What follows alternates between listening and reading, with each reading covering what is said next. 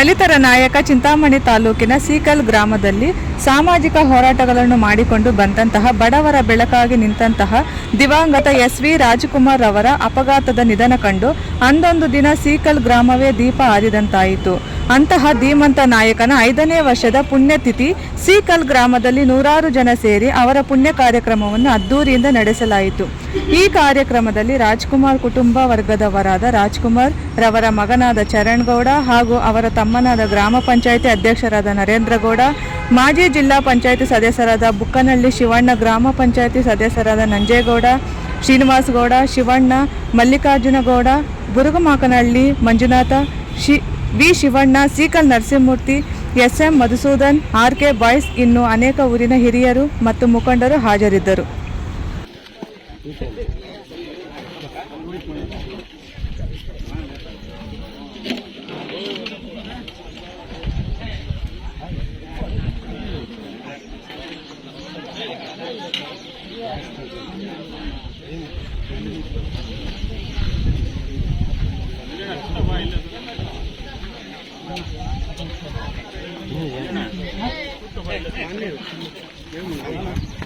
ಇದೇನಾ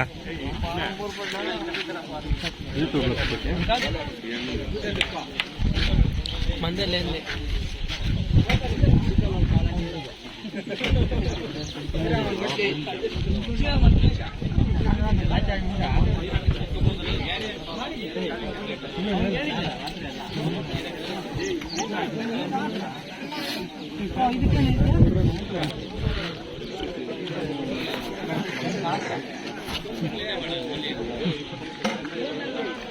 ಫೋನ್ ಮಾಡಿದ್ರು ಬರ್ತಾ ಇದ್ದ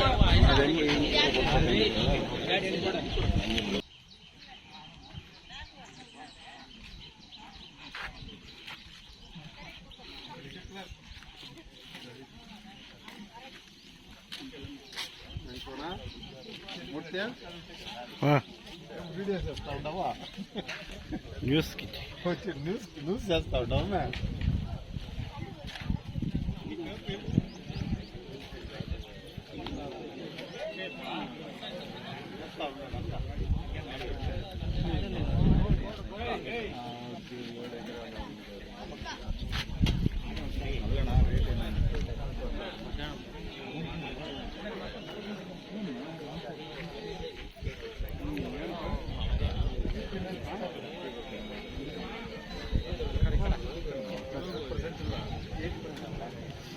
ನಮ್ಮಂತ